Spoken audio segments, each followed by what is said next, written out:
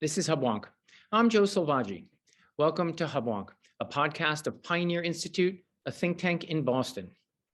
The United States has the dubious honor of having both the world's highest incarceration rate and the most people behind bars. Indeed, though the US has just above 4% of the world's population, we hold 21% of the world's prisoners. These outlier statistics impose an enormous cost to taxpayers to arrest, prosecute, and incarcerate more than 2 million people, and tempt well-intended reformists to reduce enforcement and jail sentences as a form of compassion or social justice. But the case for decarceration or to defund police activity belies a different, often overlooked cost of crime that falls to the victims and communities on which criminals prey. What is the value of keeping criminals off streets to the citizens who are no longer harmed, or the families that are no longer disrupted, or the communities that will enjoy safer streets? How should criminal justice reformers weigh the welfare of convicted criminals against the benefits of crimes avoided in vulnerable communities?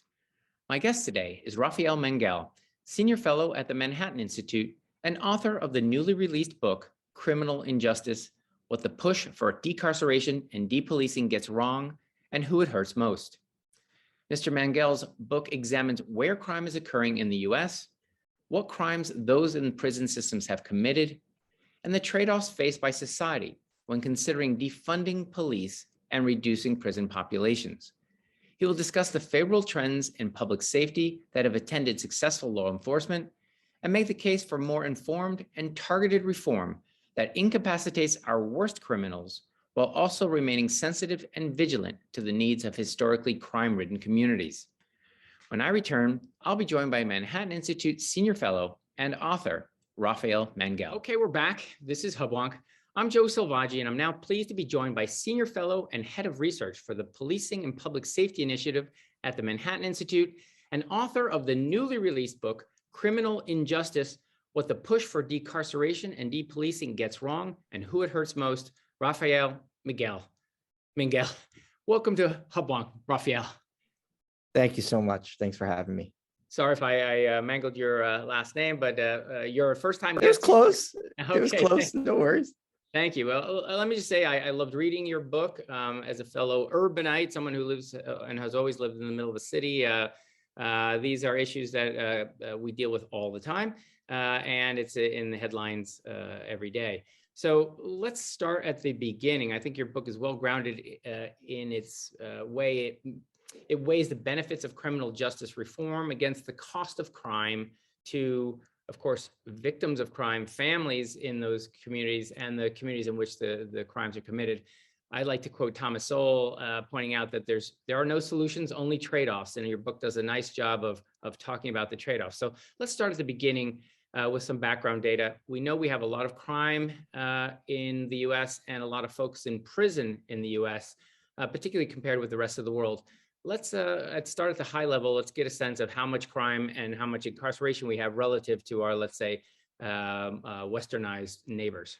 Sure. Well, it's often said that, usually meant as a point of criticism, that the US has about 5% of the world's population and 25% of its prisoners. This is kind of, always presented as prima facie evidence of an over-incarceration problem. And, those numbers do sound jarring on their face, but they lack a lot of a really important context. One piece of context is that the US also has, by virtue of its size, a lot of pockets of very hyper-concentrated crime. And not just any kind of crime, really serious violent crime that would result in a hefty prison sentence, irrespective of where you committed it in the world. So it's not necessarily that the United States is a more punitive nation than our Western European democracy neighbors.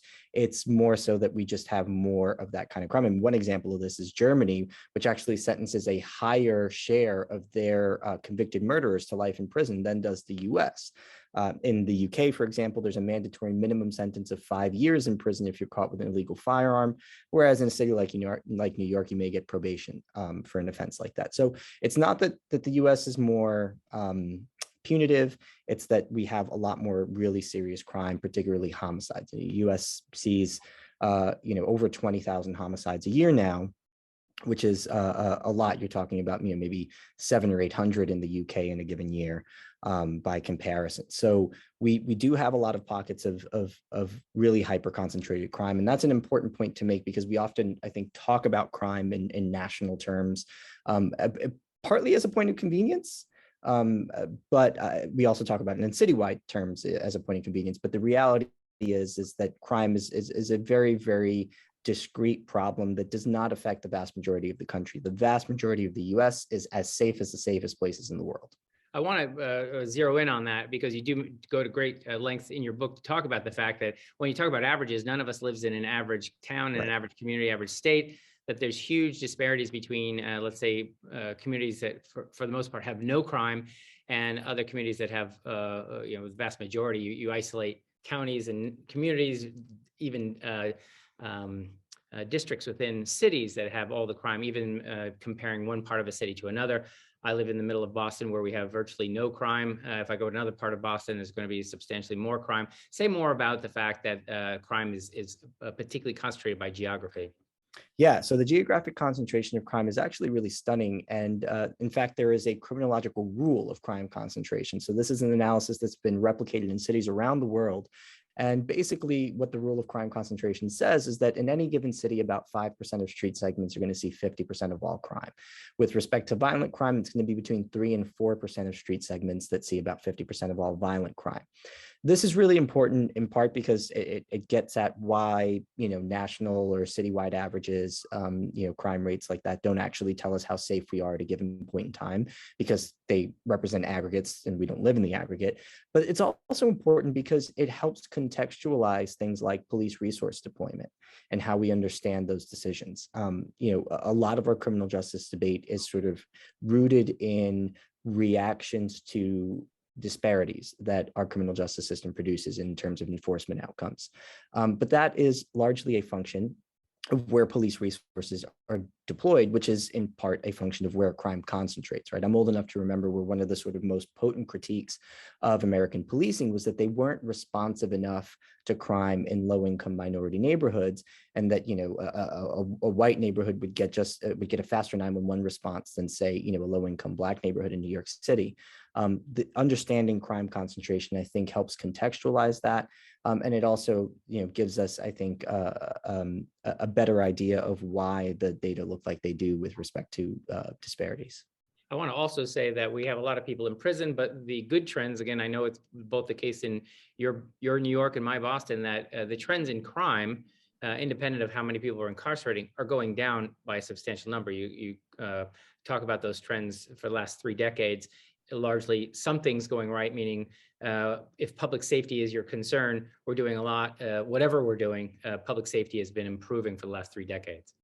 It has, although unfortunately, as we started to see in 2020 and 2021, those gains are now being reversed. A lot of cities, too many cities, have actually reached crime levels, violent crime levels in particular, that are as bad as they've ever been. Philadelphia broke its all-time homicide rate record in 2021. Indianapolis, Louisville, Cincinnati, Columbus, Cleveland, I think you had to go back to the 1980s to get a homicide rate as high as it had in 2020 and 2021.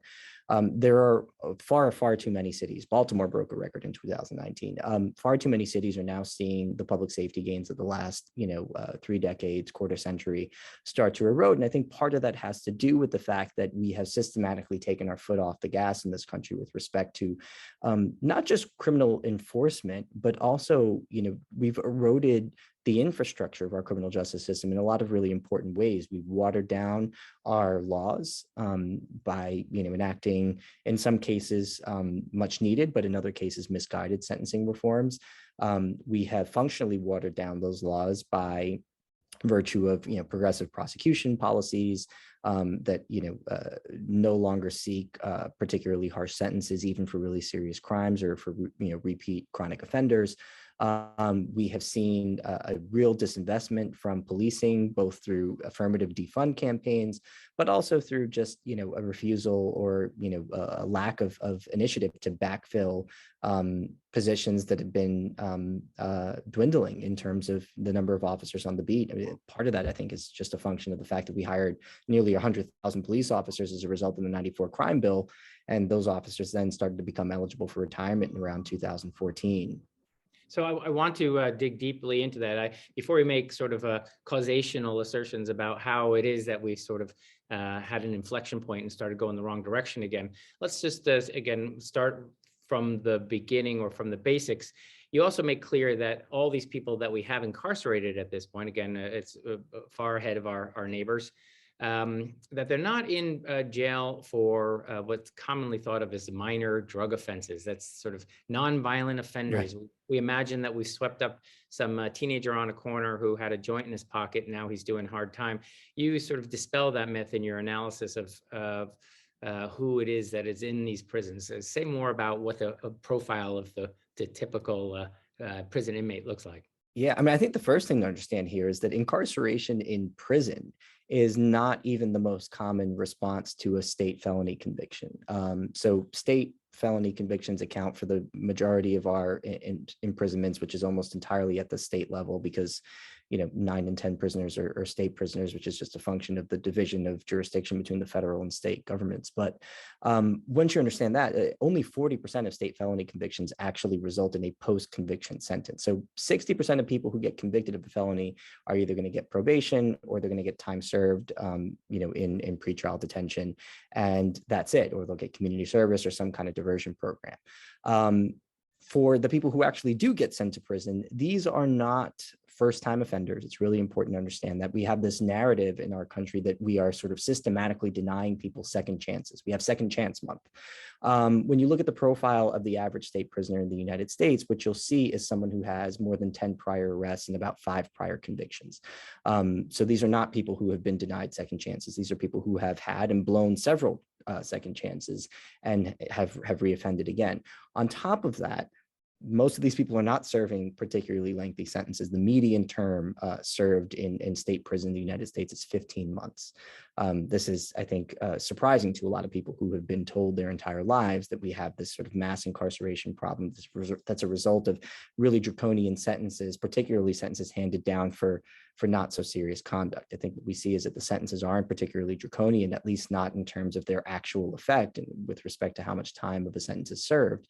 But also they're not for particularly low-level conduct. 55% of all state prisoners are primarily incarcerated for a violent offense. If you add weapons offenders to that list, you get to 60% of all state prisoners. Now, notice I said primarily incarcerated for. One of the things you have to understand about how our incarceration data is kept is that we categorize people as violent or drug offenders or property offenders as a result of the conviction charge for which they stand to spend the most time incarcerated. So if you are convicted of a drug crime, say you are convicted of possession with intent to distribute, you've got 2 kilos of cocaine on you, you were pulled over with that in your trunk, you also had a firearm. Technically, you're a weapons offender as well as a drug offender, but because of how much more time you might get for the drug charge, you're going to be listed in the data as a drug offender. So you'll be incarcerated primarily for the drug offense, even though you were also a weapons offender. The other thing we have to remember is that lots of drug criminals also have violent criminal histories, which is going to inform the sentences that get handed down. We have this tendency to kind of, look at offenses in isolation and then judge the punishments based on that kind of isolated view of a single, interaction with the criminal justice system. And that's just not how it works. Sentences are often a function of criminal history because that, more holistic view gives us a more total picture of the potential threat posed to society by an individual who's been convicted of a crime. And I think that's exactly how we want, our criminal justice decisions to be made. The thing we have to get away from is pretending like we can just sort of place people into static categories of violent and nonviolent, because it just doesn't work that way. Indeed, I think, again, when we're talking about this push to decarcerate, in a sense, if you wanted to find parity with our Western neighbors, we would have to reduce our prison population by nearly 70%, which may sound appealing to, in a sense, join the modern world in incarceration rates. But if what you say is true, we wouldn't be letting out 70% of minor drug offenders. We'd be letting out violent criminals. But to work on what you just said, I think one of the more important facts in the book, and you just brought it up here, is we don't have a criminal specialist. There aren't like Right. second floor men. There aren't like arsonists, drug dealers. Generally speaking, criminals commit a vast array of crimes. They ultimately are convicted for one or two of those, but rarely does somebody, do one crime and none other. They run the gamut of all kinds of things. So say more about what you think in the sense of the push to decarcerate. How would we, who would we be letting out were we to try to decarcerate? Yeah, I mean, well, this is the thing, right? I mean, if implicit in the mass incarceration critique is support for a mass decarceration solution. You can't over incarcerate, to that degree without also believing that we have to decarcerate to the same degree in order to get to whatever level people have predetermined as the right number of people to have in prison as a society. Again, the problem with this approach is that in order for us to reach either parity with Western European democracies or to cut our prison levels by any significant percentage, we would have to release people, not just who have been convicted of a violent crime, but also who have proven themselves to be chronic offenders. Again, remember, you're talking the average prisoner's 10 prior arrests, 5 prior convictions already when they get released from state prison. But these are also people who have proven themselves highly likely to reoffend again. So we have longitudinal analyses done by the Bureau of Justice Statistics over several cohorts. And basically what we find is that over about a decade, more than 80% of people released from state prison are going to reoffend at least once. On average, they're going to be rearrested another 5 times. When you consider that, alongside the fact that only a minority of crimes ever get reported to the police, and then only a minority of those crimes actually result in an arrest, they get cleared, as the jargon goes. We are incurring a very, very real risk should we decide to go down the road of decarcerating by 50%, which is what President Joe Biden committed to when he was on the campaign trail, or 40%, which is what the Brennan Center for Justice at NYU has proposed in the past. These are real costs. And the other thing that I really wanted to get across with this book was that they're costs that are not going to be evenly distributed across America, because again, crime is hyper concentrated. And so criminals don't come, from every part of society. And so if we were to release people, those criminals are going to be concentrated in neighborhoods that already have a lot of problems, that already are suffering from disinvestment and other social ills. And those problems are only going to get worse because we know that crime in and of itself is not only criminogenic in that it leads to more crime within that community, but it also is incongruous with economic development and dynamism. And that often gets forgotten. Yeah, I think you make a good point in your book to talk about the fact that one of the functions of incarceration is incapacitation, right? You can't commit additional crimes. Do you have solid data on, let's say, I think you just presented it, but let's assume, is there any data that said, okay, for every person we let out or don't let out, X number of future crimes are likely to be committed? Yeah. So there are some analyses, and I think I cite one of them in the book, but basically the literature supports the following claim, which is that for every year the average prisoner spends incarcerated, society is spared about 8 index felonies. The index felonies are the sort of 8 major crimes that are tracked by the FBI systematically. 4 of them are violent, 4 of them are property crimes. So you've got murder, you've got assault, you've got burglary, you've got robbery, you've got rape, you've got arson, and you've got grand larceny, and then grand larceny auto. So 8 index offenses abated for every year that someone's incarcerated. Again, those are real costs that we're saving society, and not society as a whole. Those are real costs that we're saving in very, very small slices of just a handful of American cities, which is where most of the crime concentrates. And so, I think it's really just important for people to internalize that reality, that releasing the majority of prisoners in the United States is guaranteed to result in otherwise avoidable crimes, as opposed to having kept those people incarcerated. And that's the incapacitation point. A lot of criminal justice analyses tend to focus on things like deterrence and rehabilitation. And look, I'm all for experimenting with rehabilitation programs, but the reality is that we have not yet figured out or not yet even come close to figuring out how to reliably rehabilitate prisoners, let alone to do that at scale, at the scale that we would need to do with a prison population of nearly 2 million people, or a prison and jail population. Yes, I'd be eager to hear and would support anything we could do if we could discover a way to rehabilitate these people and safely release them. But as you say, that's not reality. That's a lot of wish casting. You also say in a book, I don't want to make light of this issue, but the Richard Pryor joke, I remember that well, when he said, having visited a prison for research for a movie he was doing, his conclusion after he came away was, thank God that we have prisons. So Yes. I think your book also sort of makes that assertion. You do talk about what's now a very controversial issue up for debate, which is pretrial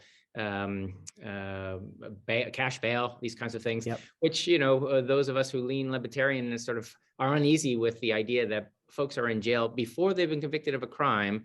It's based on whether you have enough money to get yourself out. So a violent guy with lots of money might get out, and a poor guy with no money who isn't violent might, languish in jail waiting for his trial to come. Surely you see some injustice somewhere in that system. Absolutely. Yeah, I think that's the central critique of a bail system that is heavily reliant on monetary conditions on release, i.e. cash bail. And I think that critique is valid and worth a response. And so my policy proposal in response to that critique is that we should reorient the pretrial release inquiry around dangerousness, around the risk that an individual poses to society. Now, I understand, as someone who's fairly libertarian myself, that there are worries about that. And I think the response is that there is due process in that situation. Yes, you're not convicted of a crime. You haven't been proven to have committed that crime beyond a reasonable doubt yet. But a judge does have to find probable cause, meaning that it is more likely than not, based on evidence presented by the prosecution, which you can challenge as a defendant in court, that you have more likely than not committed that crime. And that finding, I think, is rightly held constitutionally congruent, which is to say that it's enough to justify a short detention on the basis of dangerousness while your trial makes its way through the system. I think one of the real reasons that bail has become such a hot button issue is a function of the fact that we underinvest in our criminal justice system. The whole reason that we talk about bail reform is a function of how much time people stand to spend in pretrial detention as their case makes it through the system. It is, in my opinion, in a country as rich as ours, an absolute shame and a point of disgust that it can take 2-3 years for a criminal case to get from filing to disposition. What I think we really need to do is not necessarily get rid of cash bail entirely, and I'll tell you why in a second, but make cash bail a very, very rare thing, orient the pretrial release inquiry around risk, and then drastically shorten the amount of time that it takes a case to make its way through the system. And that means funding more prosecutors, funding more judges, funding more defense attorneys, so that these cases can get through the system more quickly. Now, the reason I said I wouldn't totally eliminate cash bail is because, again, incarceration is a very, very life-disrupting experience. And so I do imagine that there is a subset of the criminal offending population, people who have been charged with crimes, for whom you could mitigate the risk of reoffense sufficiently without incarceration by just tying their behavior to the money that they might put up to secure their release. And I think people should have that option. If we think that, making you put up $10,000 in order to avoid pretrial incarceration is going to be enough to keep you on the straight and narrow while your case pens, then and you can come up with that money, then you should be able to do that and not have to, spend time in jail.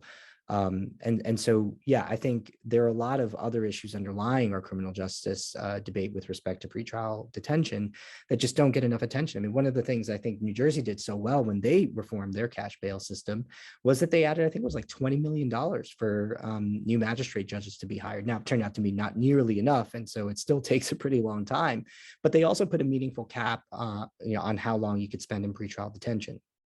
What people don't tell you, and this is the last point I want to make on this, is that defense attorneys are usually pretty okay with a case taking a really long time to make its way through the system. The reason for that is that evidence gets stale, memories fade, witnesses move, they die. And so, there is some data to suggest that the longer a case pens in the system, the more likely a favorable outcome for the defendant is. And I think defense attorneys know that. And so, it's not out of the realm of a possibility that they might be playing some games to keep those cases delayed. Yeah, fair enough. But right to a speedy trial, I believe, is among our enumerated rights. So that shouldn't be controversial. We're entitled to a quick trial. All right, let's shift our conversation from decarceration to defunding of police. I think that's been a popular theme over the last two years, unfortunately, since the murder of George Floyd. Your book challenges that the high level narrative that police, counter to our perhaps shared view that police reduce crime, there seems to be a narrative that somehow more police means more crime. I want to form this in a bit of a question, but let's start at the beginning.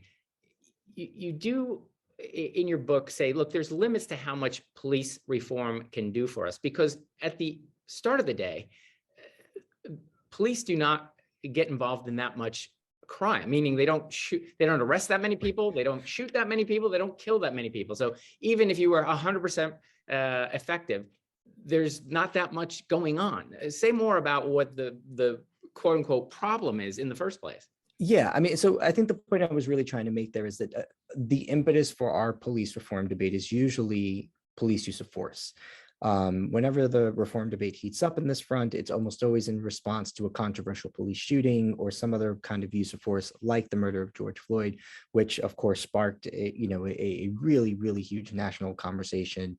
Really wasn't so much of a conversation, but a national movement to reform police that took on a lot of momentum really quickly.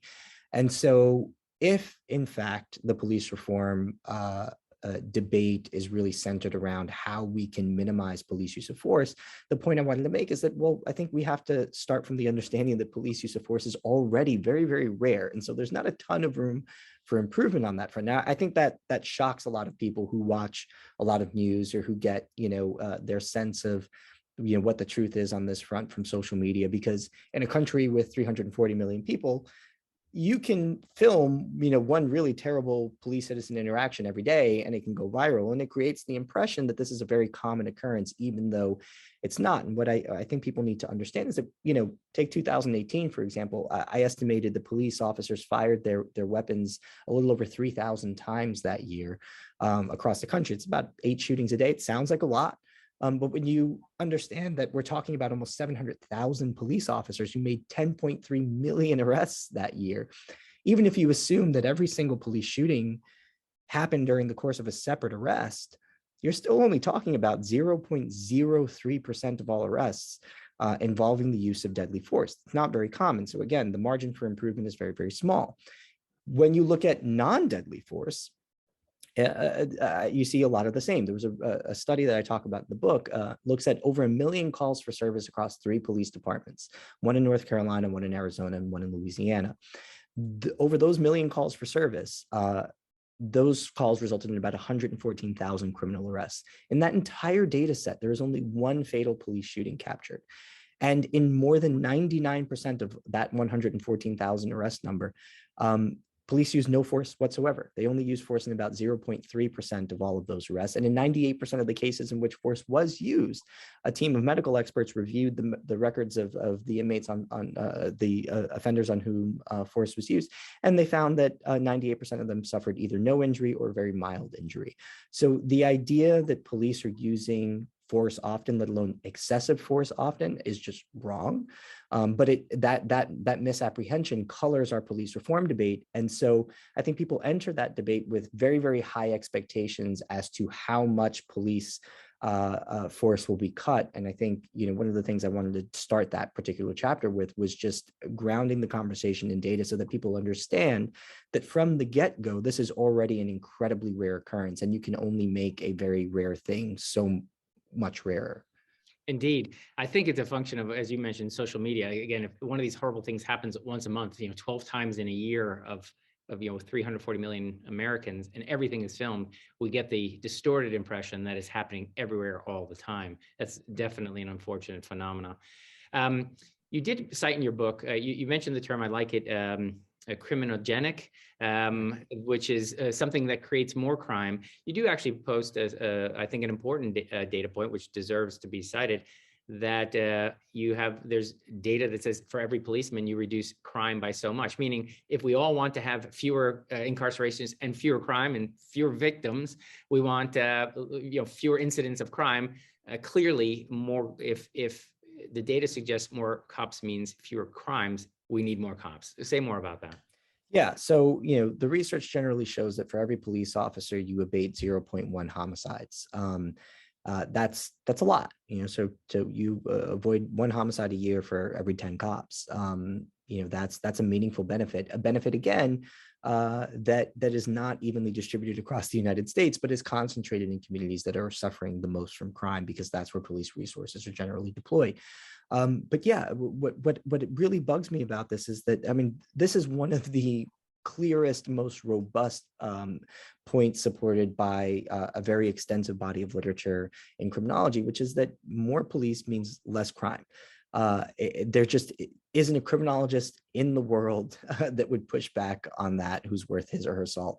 And so I think that's a really important starting point that people need to understand. And so the inverse of that, though, is if when you cut police resources and you cut police activity and you cut the number of police officers on the beat, which is, sadly a trend that we've been seeing across the country for some years now, you're going to get more crime. There are, many studies that have shown this. One really famous one is Roland Fryer and Tanaya Devi from Harvard, who were actually trying to study the effect of federal pattern and practice investigations on crime. And they found that those investigations, particularly when launched in the wake of a viral police incident, were associated with significant crime increases. The mechanism by which crime went up was through a pullback on the part of the officers in that jurisdiction. And so, these are real harms, again, that are going to be done to real people. But I also think we have to start to understand that police are one part of an integrated system.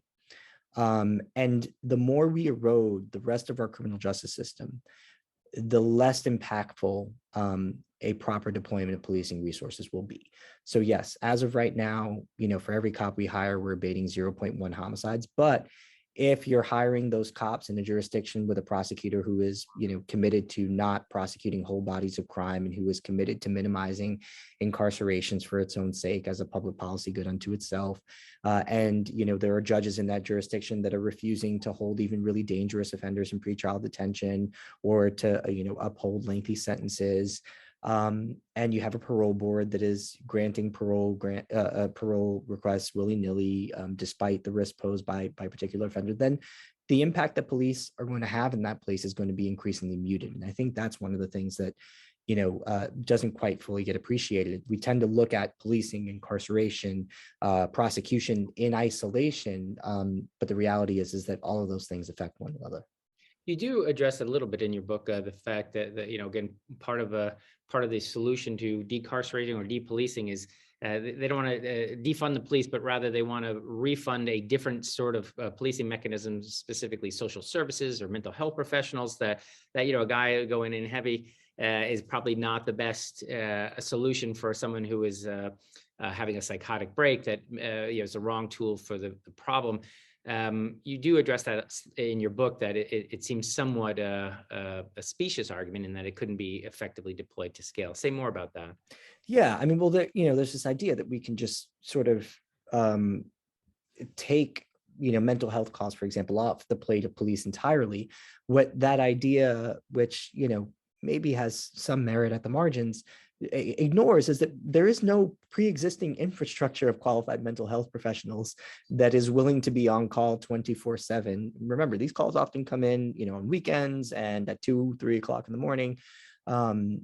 We already have a shortage of mental health workers in the United States. That shortage is projected to grow.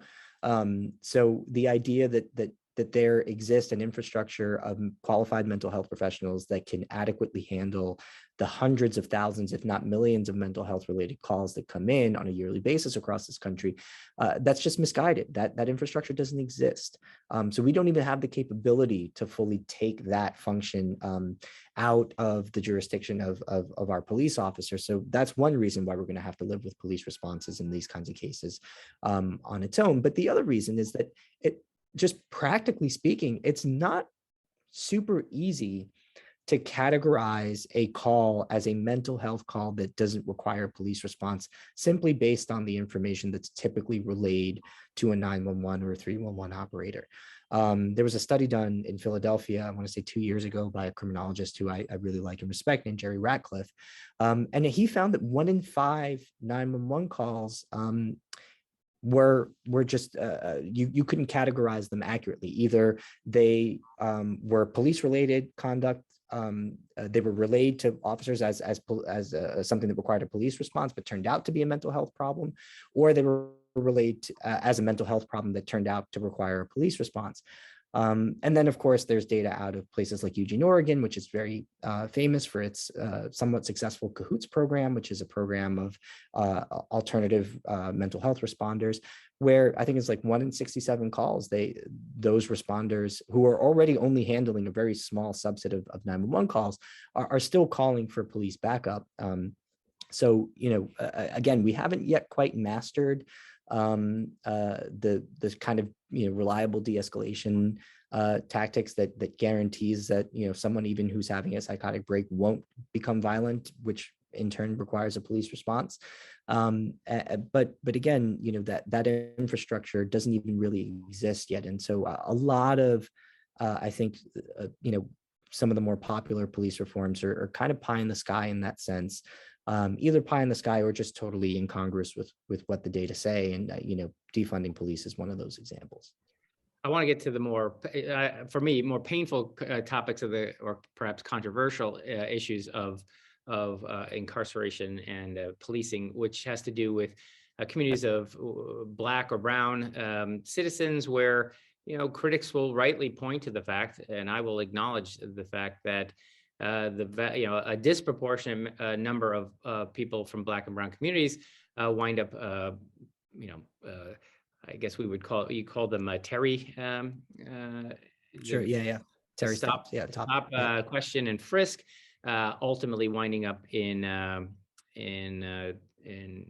trial, ultimately incarcerated. Why do you think, given that you've made yourself an expert in this field, why is there such a disparity and a disproportionate representation of Black and brown prisoners and convicts in our community? What do you see as the causation, or maybe this is too big of a question, but what do you say to that? Yeah, look, it is a big question. It is a controversial topic, but I don't think we can get away from the reality that those disparities in enforcement outcomes, which are not the entire picture, by the way, are a function primarily of disparities in crime commission and crime victimization. Again, if we want police to be responsive to crime in low-income minority neighborhoods, which is where the bulk of the victimizations are happening. Again, the Black homicide rate in 2020 was about 10 times that the white homicide victimization rate. So these are just homicide victims. Homicide commission, a Black male, I think, is about 8 times more likely to commit a homicide than his white male counterpart. These are just underlying realities. What do we do with those realities? Do we have police ignore them and deprive low-income Black and brown communities of the benefits associated with policing, benefits which they disproportionately enjoy? Or do we deploy our resources to the places that we know are suffering the most from serious violent crime? If we do that, then that is in and of itself enough to produce disparities, because police are going to have interactions with people in the communities in which they are spending the most time. And it would be, in my opinion, both morally wrong and logically ridiculous to have police spend equal amounts of time in really low crime affluent areas as they do in really high crime poor areas. I think the latter neighborhoods need that police response and need police resources far more, and therefore they should get them. Now, yes, this does produce disparities in all manner of enforcement outcomes, from Terry stops to arrests to incarcerations. But again, once we control for that underlying disparity in crime commission and in crime victimization, those disparities start to shrink. And I think that's how you have to do these analyses. You can't just do this sort of univariate look at, Blacks are, 13% of the population, and, this percentage of the prison population, or this percentage of, arrestees in a given jurisdiction. You have to control for how much crime is happening in those communities, because again, I think that's where police resources are needed. And when police resources are deployed correctly, when incarceration is properly concentrated on people who pose the biggest risks to communities, what we see is that crime goes down. And when crime goes down, those benefits are also disparately concentrated. And so, when we look at the other side of that ledger, which, includes the other outputs of the criminal justice system in the form of crime declines, when it's mostly Black and brown communities that benefit. So there was one study that I cite in the book done by a criminologist named Patrick Sharkey, who I often disagree with, but, I think does some good work. He finds that between 1990 and 2014, the homicide decline added a full year of life expectancy to the lives of Black men in the United States, while it only added 0.14 years of life expectancy to the lives of white men in the United States. That's a very, very disparate impact in terms of, to whom the benefits of crime declines are going. The public health equivalent of that, according to that same study, was the elimination of obesity altogether.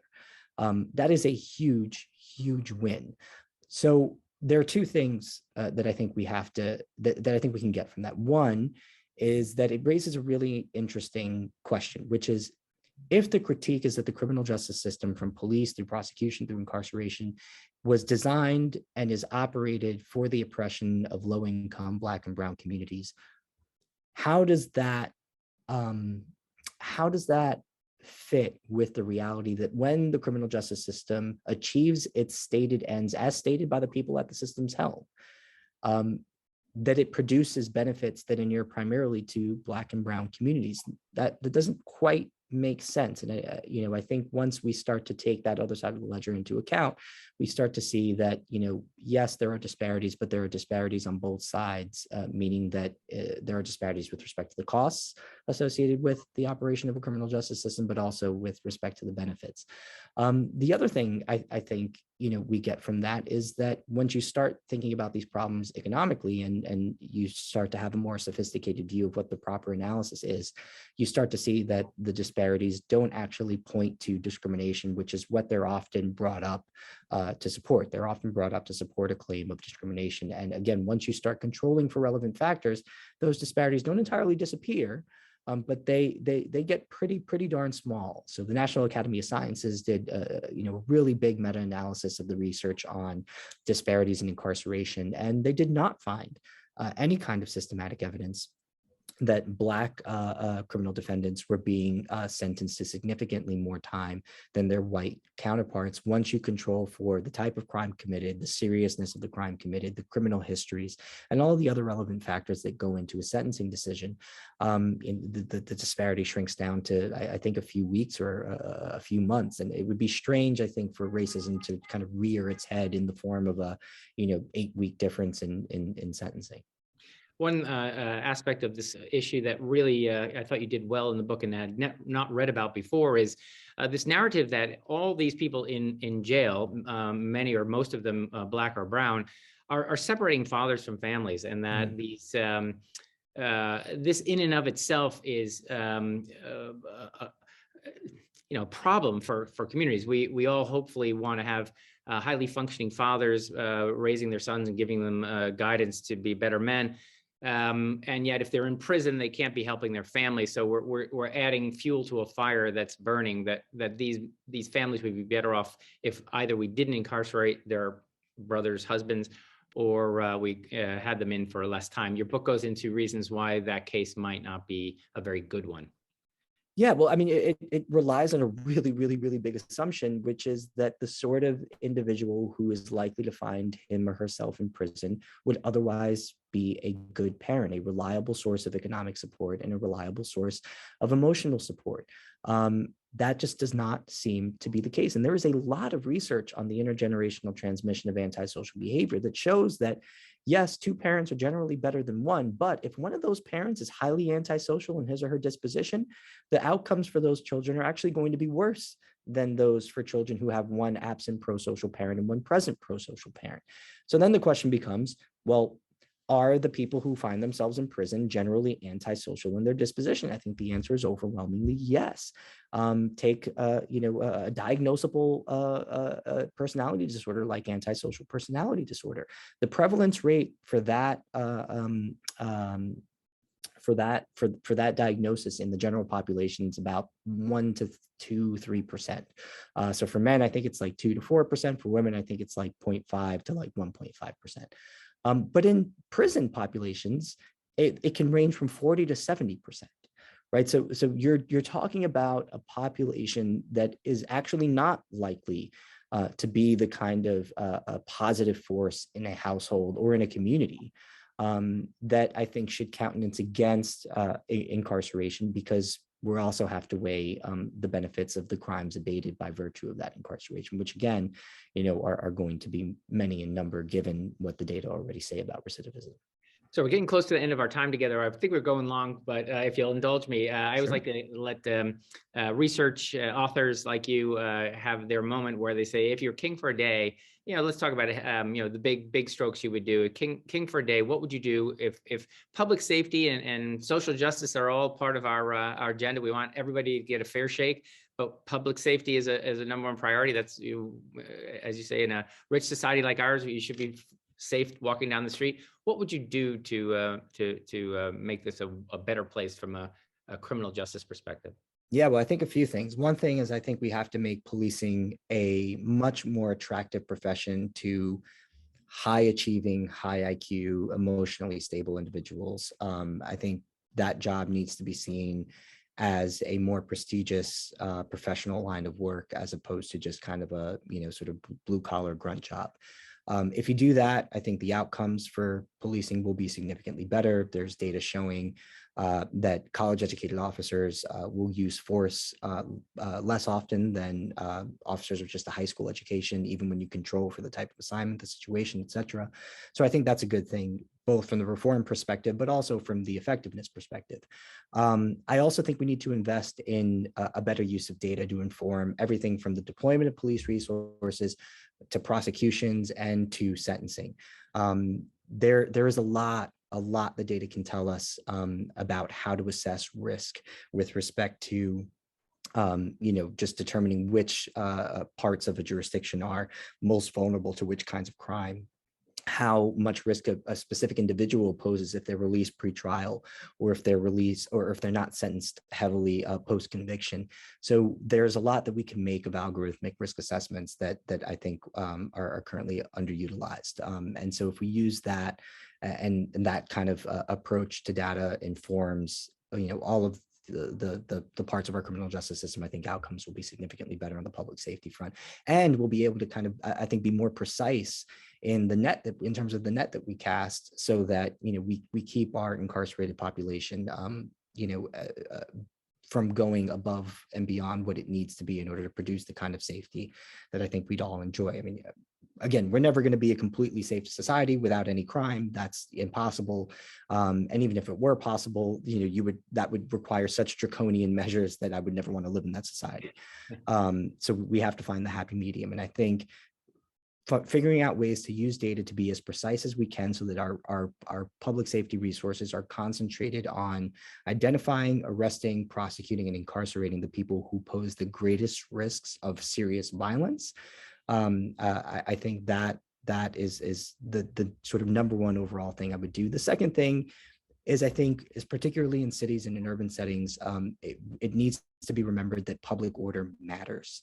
The idea that we can just ignore quote unquote low level crimes, I think, is wrong. I'm a firm believer in the broken windows theory that informed a lot of policing strategies, that public order matters. Perception is highly affected by public order, and the dynamism of cities, I think, requires a level of order. People need to feel safe in public spaces.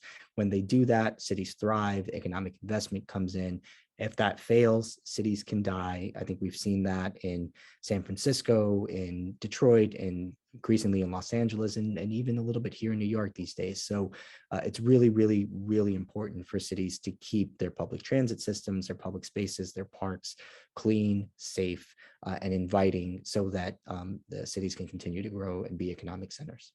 Wonderful. That's great advice. I think we're doing all right here in Boston, but we should be look cautiously at other cities around the country, what not to do perhaps. So that's the end of our time together. I want to give you one more opportunity to pitch your book. I think it's on the shelf behind you, but if you want to tell us it is the name of the book, where our listeners can find it. We'll be releasing this podcast the day it's released. So today is the day they can buy it. So tell us what the book title is and where they can find it. Sure. The title is Criminal Injustice: What the Push for Decarceration and Depolicing Gets Wrong and Who It Hurts Most. You can buy it anywhere you buy your books: Amazon, Barnes & Noble, I think Target, Walmart will also have it on their websites, Books A Million, independent booksellers. I hope you'll all consider reading it and engaging with the arguments therein. Wonderful. I think we've whet everybody's appetite for the subject, and it's very good in that plenty of footnotes and references to other research work, so listeners can go deep if they choose. So thank you very much for joining us, Miguel. This has been I'm sorry, Rafael. Thank you for joining us, Rafael, and we hope to have you back when you finish your next book. Okay. Thank you so much. Cheers. Appreciate it. This has been another episode of Hubwonk, a podcast of Pioneer Institute, a think tank in Boston. If you enjoyed today's episode, there are several ways to support Hubwonk and Pioneer. It would be easier for you and better for us if you subscribe to Hubwonk on your iTunes podcatcher. It would make it easier for others to find Hubwonk if you give us a 5-star rating or a favorable review. We're always grateful if you want to share Hubwonk with friends. If you have ideas or comments or suggestions for me for future episode topics, you're welcome to email me at hubwonk@pioneerinstitute.org. Please join me next week for a new episode of Hubwonk.